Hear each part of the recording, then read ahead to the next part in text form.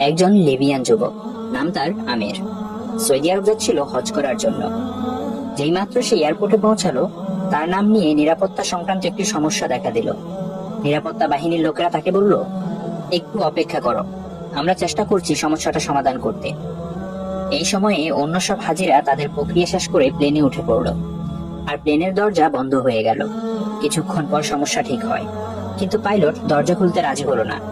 Plane চলতে শুরু করলো এবং আমেরকে ফেলে রেখে উঠে গেল।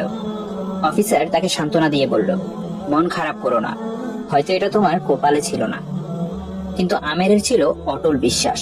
সে উত্তর দিল, আমার নিয়ত হজে, ইনশাআল্লাহ আমি হজে যাবই। হঠাৎ খবর এলো, প্লেনটিতে যান্ত্রিক সমস্যা হয়েছে এবং তা ফিরে আসছে। প্লেন ফিরে এলো, মেরামত করা হলো, কিন্তু তাও পাইলট আমেরের জন্য দরজা খুলতে রাজি হলো না। অফিসার আবার বলল, হয়তো তোমার ভাগ্যে নেই। কিন্তু আমির ছিল ধীর প্রতিজ্ঞ, স্থির ও ধীরচেতা।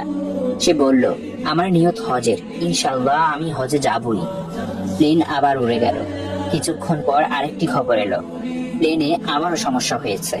এবার পাইলট নিজেই বললেন, আমি আর উড়ব না যতক্ষণ না আমের প্লেনে ওঠে। শেষ পর্যন্ত আমের প্লেনে উঠলো। সৌদি এয়ারপোর্ট থেকে সে একটি ভিডিও করলো।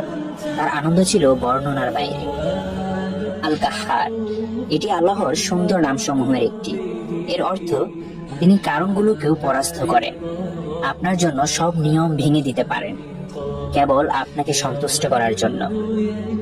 তাই কিভাবে কখন এসব নিয়ে বেশি চিন্তা করো না, যতক্ষণ তোমার বিশ্বাস থাকে যে আল্লাহ সবকিছুর উপর ক্ষমতাবান। বিশ্বাস করো, তিনি পরিস্থিতি উল্টে দেবেন, তোমার পথ সহজ করে দেবেন, এমনকি অসম্ভবকেও বাস্তবে রূপ দেবেন। শর্ত একটাই, নিয়ত হোক পবিত্র আর ঈমান হোক অটল।